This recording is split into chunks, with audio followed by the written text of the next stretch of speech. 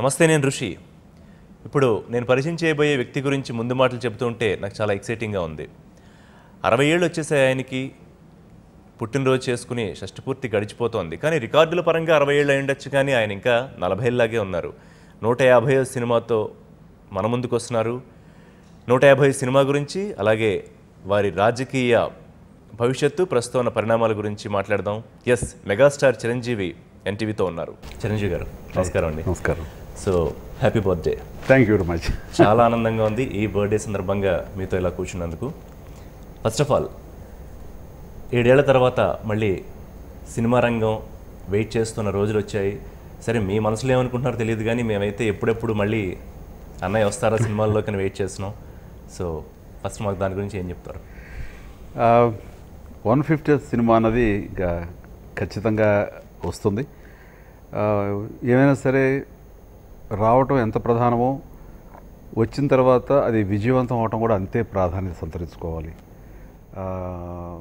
కాబట్టి వీటన్నిటికీ కథ అనేది చాలా ఇంపార్టెంట్. మంచి కథ దొరికేంత వరకు స్టార్ట్ చేయటం అన్నది అది కరెక్ట్ సబబు కాదేమోనని నేను వెయిట్ చేస్తున్నాను.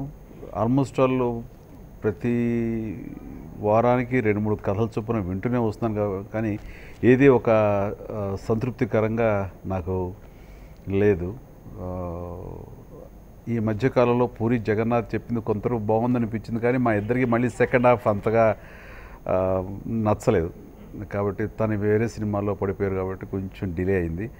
బట్ ఏమైనా సరే ఈ మంత్ ఎండ్ లేదా నెక్స్ట్ సెప్టెంబర్ అక్టోబర్లో కథ కుదురుతుందన్న ఆశాభావంతో ఉన్నాను.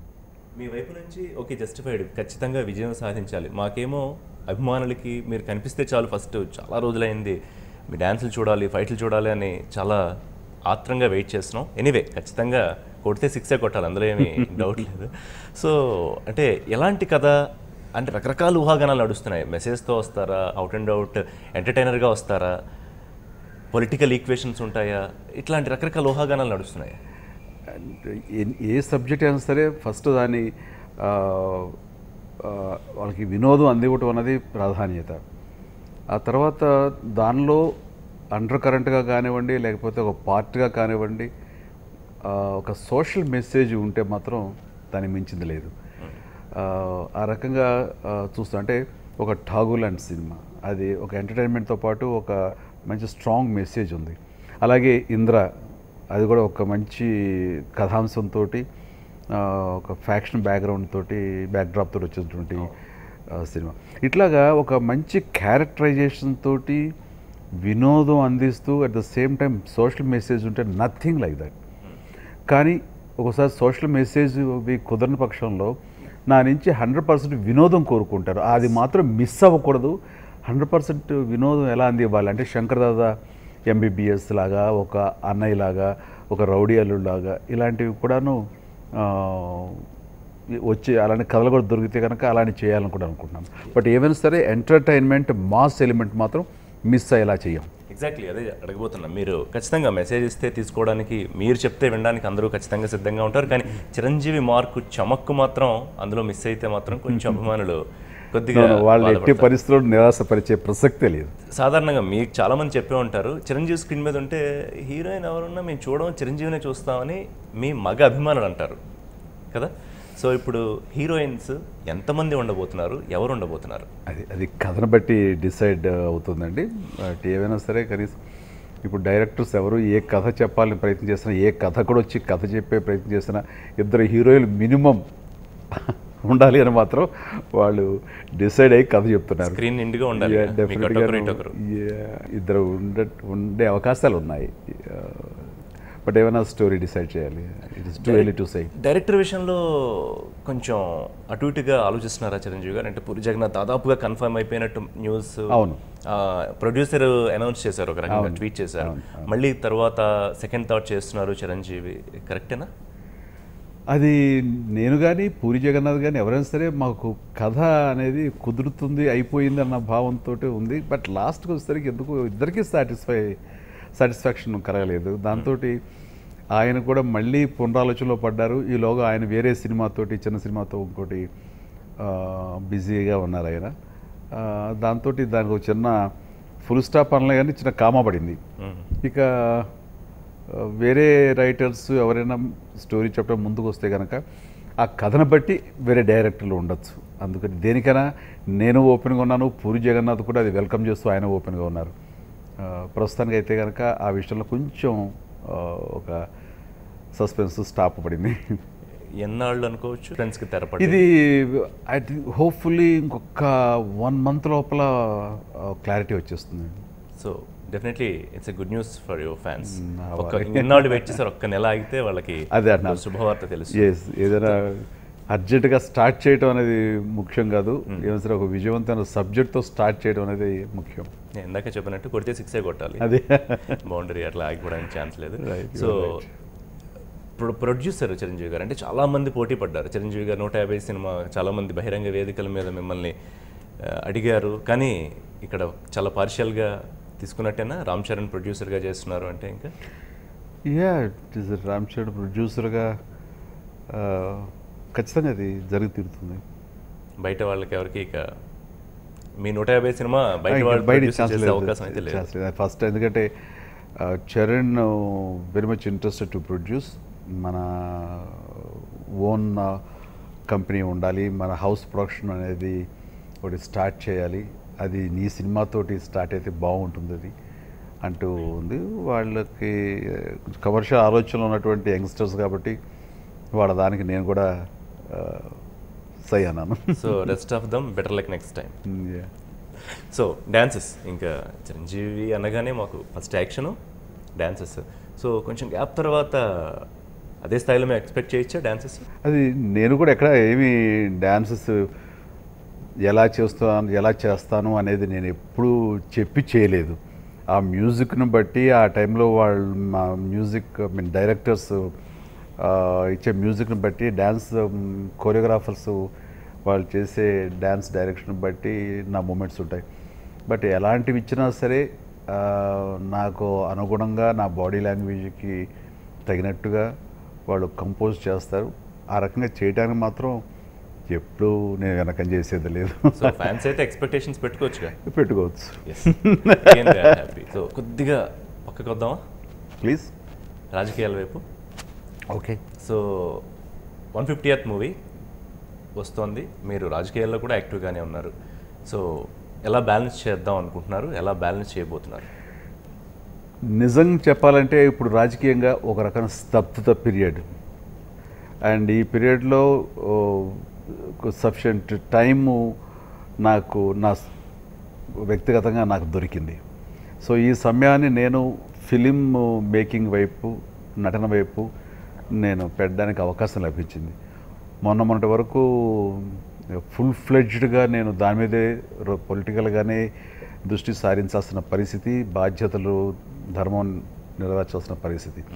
ఇప్పుడు ఆ వెసులుబాటు ఉంది కాబట్టి ఇప్పుడు సినిమాల్లో చేయాలనేటువంటి ప్రోద్బలం కానీ, చేయాలనేటువంటి ప్రెషర్ కానీ ప్రేక్షకుల నుంచి, అభిమానుల నుంచి కూడా ఉంది కాబట్టి అది ఇప్పుడు అవకాశంగా తీసుకుంటున్నాం.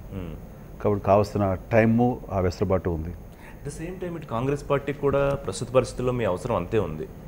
సో వాళ్ళకి అవసరమైనప్పుడు ఒకవేళ సినిమా చేస్తూ ఉన్నప్పుడు కూడా అందుబాటులో ఉండే అవకాశం ఉంటుందా? ఖచ్చితంగా 100% నా సర్వీసెస్ రాజకీయంగా నేను కేటాయిస్తాను. ఆ రకంగా రాజకీయంగా నేను చేయాల్సినటువంటి ధర్మం నిర్వర్తిస్తాను. ఇక ఇది ఫిలిం వైజ్గా షెడ్యూల్స్ బట్టి ఇది చేసుకుంటూ వెళ్తాను. ఐ డోంట్ థింక్ ఇది పెద్దగా ఇబ్బందికరమైన సిచ్యువేషన్ ఏం కాదు. టైం అనేది రెండు పక్కల మనం డ్యూటీ నిర్వర్తించడానికి ఉపయోగపడుతుంది, దొరుకుతుంది. సో మొన్న పెద్ద సభ జరిపింది కాంగ్రెస్ పార్టీ. ఆ రోజు సరే ఇన్సిడెంట్స్ జరిగినవి మనందరికీ తెలుసు. Very unfortunate. మీరు కూడా వెంటనే వెళ్ళి అక్కడికి స్పందించారు కాంగ్రెస్ పార్టీ నుంచి. సో ఏమనిపిస్తుంది చిరంజీవి గారు, ప్రత్యేక హోదా వచ్చే అవకాశం ఉంది అనిపిస్తుందా ఆంధ్రప్రదేశ్కి? ప్రత్యేక హోదా మీద వాళ్ళ సైలెన్స్ చూస్తుంటే ఎక్కడో మనం గట్టిగా ప్రెషర్ ఇవ్వకపోతే ఇది జరిగేలాగా లేదు. ఖచ్చితంగా మనం ప్రెషర్ ఇవ్వగలిగితే కనుక వాళ్ళ చేత ఒప్పించేలాగా, మనకి హోదా వచ్చేలాగా పరిస్థితులు మనం రాబట్టుకోవచ్చు అనిపిస్తుంది. అయితే మనం ప్రెషర్ ఇవ్వాల్సిన పరిస్థితి అయితే ఉంది. కానీ వాళ్ళు అంటూ అన్నది ఏంటంటే అప్పట్లో గట్టిగా పోరాడి బిల్లులోనే పెట్టించుంటే వాళ్ళు ఇన్ని అవస్థలు పడే పరిస్థితి ఉండేది కాదు, రోడ్లకు పోరాటాలు చేయక్కర్లేదు కదా అని వాళ్ళ వర్షన్. ప్రత్యేక హోదా గతంలో ఇచ్చినప్పుడు ఇప్పుడు కూడా బిల్లులో పెట్టడం లేకపోతే మరొకటో చేయలేదు. వాళ్ళందరూ అనుకుని గ్రూప్ ఆఫ్ చీఫ్ మినిస్టర్స్ వాళ్ళ కమిటీలో దీన్ని ఇవ్వాల్సిన పరిస్థితులు నెలకొన్న పరిస్థితులే ఉంటే కనుక ఖచ్చితంగా దానికి ఇచ్చేలాగా జరిగింది గతంలో. ఆ విధంగానే ఇవ్వచ్చు కదా అని ఇవ్వాలన్నటువంటి చిత్తశుద్ధి ఉంటే ఆ రకంగా ఇవ్వచ్చు కదా, అంతే తప్ప బిల్లో పెట్టలేదన్న నెపం అనేది ఈ రోజు పెద్ద కారణంగా చెప్పడం సబబు కాదు. ఎనీవే ఒక ప్రధానమంత్రి అండ్ ఇచ్చిన మాటకి పార్లమెంట్ సాక్షిగా నాటి ప్రధానమంత్రి పార్లమెంట్లో చెప్పినప్పుడు అండ్ అంతకంటే ఇంకేం కావాలి దానికి? It's almost equal to a note. Exactly. ఒక రకంగా చిరంజీవి గారు అంటే ప్రస్తుతం కాంగ్రెస్ పార్టీ ఆంధ్రప్రదేశ్లో ఉన్న పరిస్థితికి స్వయంకృతాపరాధమే అంటే ఒప్పుకుంటారా? స్వయంకృతాపరాధం కానే కాదండి, అది నేను ఒప్పుకోను. అది స్వయంకృతాపరాధం ఎలాగని? అది 10 సంవత్సరాల యొక్క పరిపాలనలో ఉండేటటువంటి యాంటీ ఇన్కంబెన్సీ ఆ కారణం అవ్వచ్చు. అండ్ ఇప్పుడు ఈ 10 సంవత్సరాలలో ఎన్ని చేసినా, ఎన్ని పథకాలు చేసినా, ఎన్ని సంక్షేమ పథకాలు చేసినా, ఎన్ని అభివృద్ధి పనులు చేసినా సరే ఎప్పుడు ఒక చేంజ్ కోరుకోవటం అనేది ప్రజలకు ఒక సహజసిద్ధమైనటువంటి నేచర్ అది. సో దాని రూపేణ వాళ్ళు ఒక మార్పు కోరుకుంటున్నారు. ఆ మార్పు ప్రామిసులు చేసిన ఫాల్స్ ప్రామిసులు కానివ్వండి, అవి ఆచరణ యోగ్యమా కాదా అనేది పక్కన పెడితే ఈ రోజున అందరూ ఒక చేంజ్ కోరుతున్నారు. ఆ చేంజ్ బీజేపీ ప్రత్యామ్నాయంగా కోరుకున్నారు, వాడు వచ్చారు ఈ రోజున. అండ్ ఇక్కడ వచ్చేసరికి తెలుగుదేశం అనేది మళ్ళీ వాళ్ళు కానీ అసాధారణమైన మార్పు కాదా? డిపాజిట్స్ కూడా రాకుండా, ఒక్క సీటు కూడా ఇవ్వకుండా, ఖచ్చితంగా అది విభజన వల్ల అనేది అందరికీ తెలిసిన వాస్తవం. అసాధారణమైన మార్పు అనిపించింది. ఇది ఆంధ్రప్రదేశ్ వరకు చూసుకుంటే మాత్రం ఇది మీరు చెప్పినట్టుగా ఒక గతంలో ఎప్పుడు జరగనటువంటి పరిస్థితి ఇది. అంటే ప్రజల్ని ఈ యొక్క విభజన అనేది మిగతా అన్ని పార్టీలు వాళ్ళ సమ్మతి తెలిపిన తర్వాత రకరకాల వేదికల మీద, అది లెటర్స్ ద్వారా కానివ్వండి, వేరు రూపేణ వాళ్ళందరూ సమ్మతి చెప్పిన తర్వాత మీరు ఇస్తారా చస్తారా అనేటటువంటి పరిస్థితులకి డ్రైవ్ చేసిన తర్వాత ఆఖరణ ఈ నిర్ణయం తీసుకున్నది కాంగ్రెస్.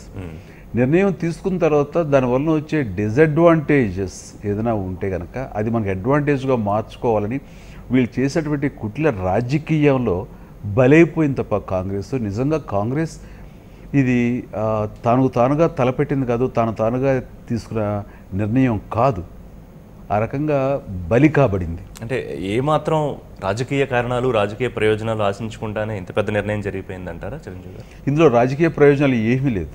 సోనియా గాంధీ గారికి మాకు వ్యక్తిగతంగా తెలుసు, ఆవిడకి కానీ ప్రణబ్ ముఖర్జీ గారికి కానీ అప్పట్లో ఆయన ప్రెసిడెంట్ అవడం ముందు అసలు ఇచ్చే ప్రసక్తి లేదు, ఇవ్వకూడదు అన్నటువంటి గట్టి నిర్ణయం ఉన్నటువంటి నేపథ్యంలో ఇక్కడి నుంచి ప్రెషర్స్ కానివ్వండి, ఇతర పార్టీలు ఆల్మోస్ట్ ఆల్ సిపిఎం లాంటి 1-2 పార్టీలు తప్ప మిగతా అన్ని పార్టీలు కూడా ఇచ్చి తీరాలన్న ప్రెషర్ కానివ్వండి, నిరంతరం పార్లమెంటు సభ జరగనివ్వకుండా వీళ్ళు చేసే ధర్నాలు కానివ్వండి, నిరసనలు కానివ్వండి, ఈ నేపథ్యంలో ఉక్కిరి బిక్కిరి స్థలపడే పరిస్థితులకి డ్రైవ్ చేసి కార్నర్ చేసి ఇది విభజన జరిగేలా చేశారు. ఇది ఆపడం కోసం మా వంతు ప్రయత్నం చేశాము.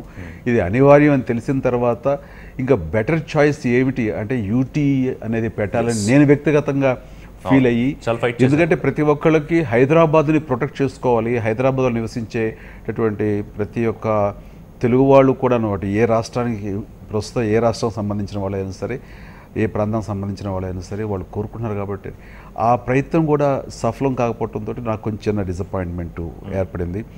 బట్ ఓవరాల్గా ఒక కాంగ్రెస్దే నెపం, కాంగ్రెస్దే తప్పు అని అంటే మాత్రం నేను ఒప్పుకోలేను. ఎందుకంటే ప్రాక్టికల్గా నేను అందులో ఉన్నవాడిని కాబట్టి, అన్నీ చవి చూసిన వాడిని, అన్ని ప్రాక్టికల్గా నేను దగ్గరుండి వాచ్ చేసిన వాడిని కాబట్టి నాకు తెలుసు.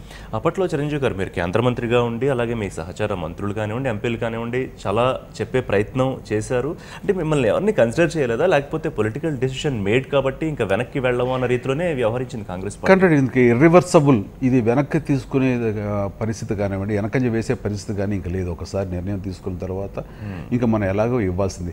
ఇచ్చేటప్పుడు ఏ నష్టాలు జరుగుతున్నాయి, ఏ ప్రాంతం నష్టం జరుగుతుంది, ఆ నష్టాన్ని ఎలా భర్తీ చేయాలి, how best we can get out of this division అనే దాని మీద, ఎస్పెషల్లీ ఆంధ్రప్రదేశ్ హైదరాబాద్ను పోగొట్టుకుంటుంది కాబట్టి అత్యధికంగా నష్టపోయేది ఆంధ్రప్రదేశ్ కాబట్టి ఆంధ్రప్రదేశ్కి మనం ప్రత్యేక హోదా ఇవ్వడం కానివ్వండి, వెనుకబడిన ప్రాంతానికి ప్రత్యేక ప్యాకేజీలు ఇవ్వడం కానివ్వండి, ఇవన్నీ చేయాలి.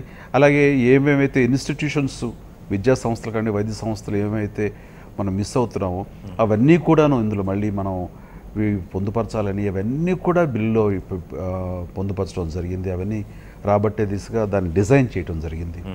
మొన్న సెక్షన్ 8 గురించి చర్చ జరిగింది కదా చిరంజీవి గారు. అప్పట్లో మీ గురించి మళ్ళీ చాలామంది చర్చించుకున్నారు. చిరంజీవి అప్పట్లో ఆయన ప్రత్యేక హైదరాబాద్ని స్వయం ప్రతిపత్తి యూటీ కోసం అడిగారు. ఒకవేళ అప్పుడే జరుగుంటే ఇవాళ ఈ పరిస్థితి వచ్చేది కాదు. సెక్షన్ 8 గురించి అసలు ఈ పరిస్థితి వచ్చేదే కాదు.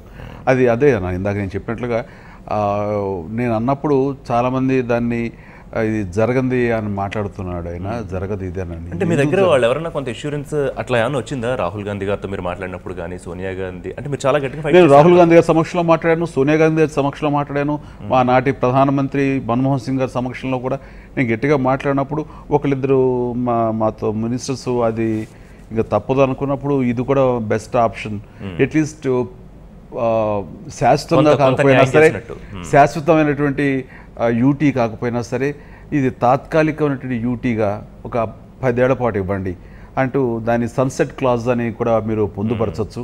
సో దట్ ఆ సౌలభ్యం ఉంది. అయితే ఇక్కడ ఉన్నటువంటి ఆ పరిస్థితుల్లో దాన్ని ఎందుకో జరగనివ్వలేదు.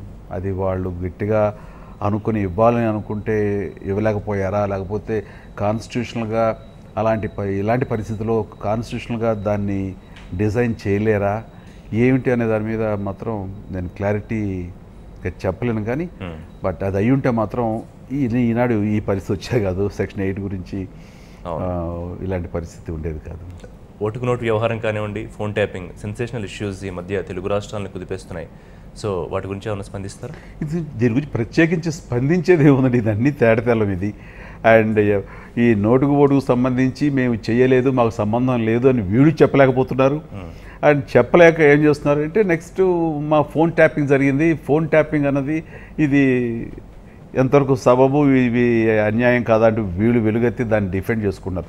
అంటే చేసిన తప్పుని సమర్థించుకుంటూ దాన్ని డైవర్ట్ చేసి ఫోన్ ట్యాపింగ్ అనేటువంటి మరొక అంశాన్ని తెర మీద తీసుకొచ్చి ఆ రకంగా వాళ్ళు చేసిన తప్పుని పక్కదారి పట్టించడానికి ట్రై చేస్తున్న పరిస్థితి.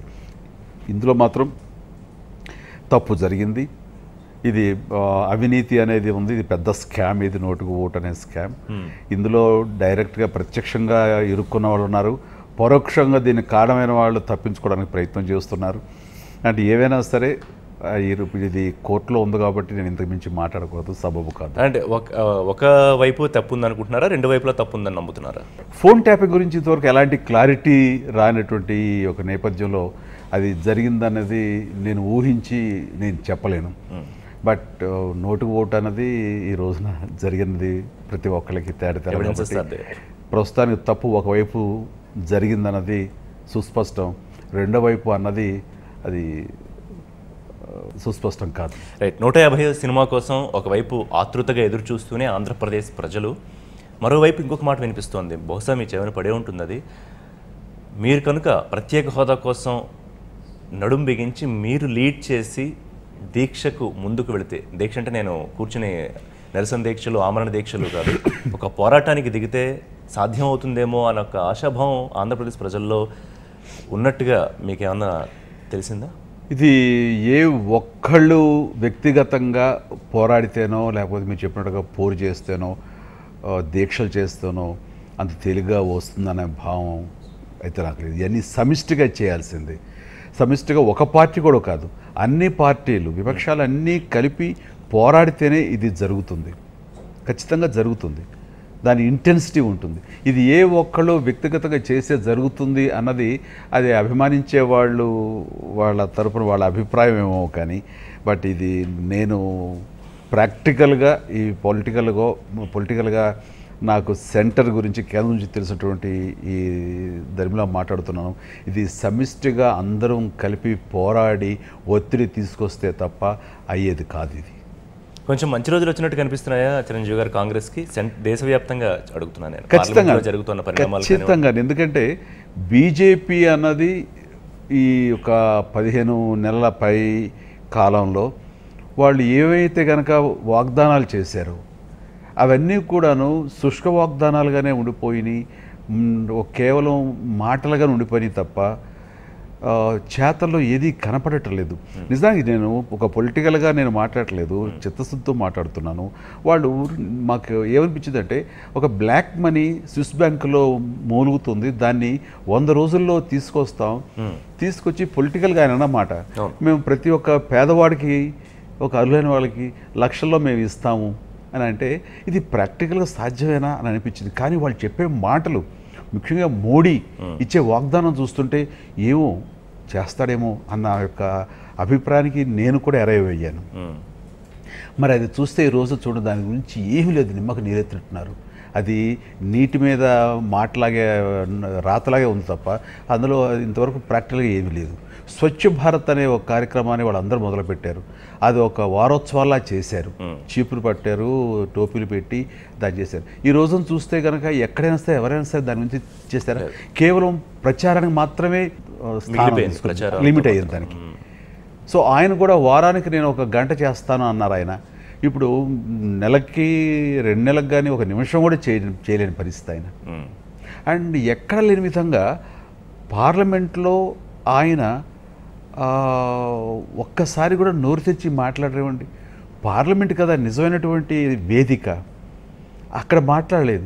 ఎంతసేపటికి ఈయన వేదికల మీద, బయట వేదికల మీద ఎక్కడైతే ఇండియన్ డయాస్పోరా ఉందో ఫారిన్ కంట్రీస్లో వాళ్ళ ముందు మాట్లాడటం, వాళ్ళ ముందు ఆ మాస్ లెవెల్లో మాట్లాడి, బట్ అక్కడ స్పందన ఏం తగ్గలేదు చిరంజీవి గారు. సో అంటే వ్యతిరేకత లేదనుకోవాలా? ఇప్పుడు దుబాయ్ వెళ్ళినా అక్కడ అదే స్థాయిలో వస్తుంది, ఎక్కడికి వెళ్ళినా అదే స్థాయిలో వస్తుంది. లేదు, ఆయన మాటకారి, ప్రజల నాడి ఆ పల్స్ తెలిసిన మనిషి.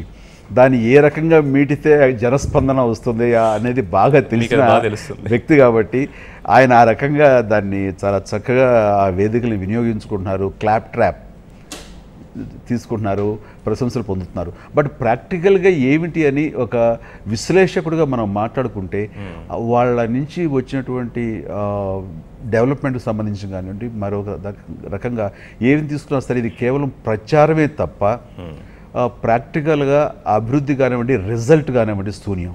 ఈ రోజున నాటి ప్రధానమంత్రి మన్మోహన్ సింగ్ గారు, ఆయన ఒక ఎకనామిస్ట్.